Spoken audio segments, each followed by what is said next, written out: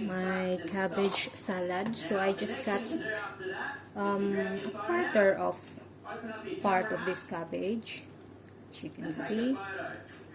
So you just have to slice it really thin like that, or thinner than this one. And then I'll just add some extra virgin olive oil, and then I have cider vinegar here, and then a little bit of salt, and then lemon. So let me just finish this one, and I'll show you more on how I mix them.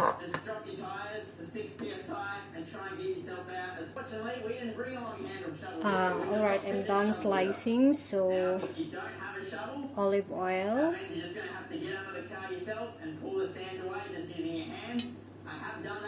just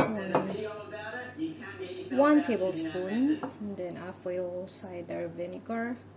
If you want more, you can add on later. Just leave it like 3 hours, 2 hours, like that.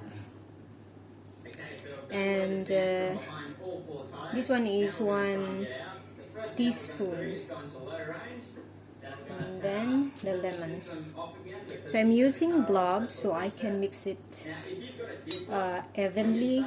So in this case, I don't think we're going to need it, so we're going to go without.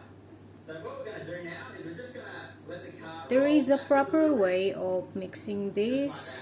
Some people, they will add pepper also, black pepper. And some are like they add the vinegar or the lemon after when you're going to serve it. So it's up to you. And you just have to cover it with plastic, and then leave it for 3 hours, and then there you have it. You have your cabbage, fresh cabbage, healthy salad.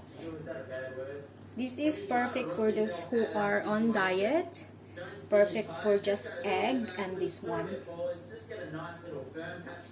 Okay? Give it a shot to get out of there with a little bit of wheel spin, and you should be right.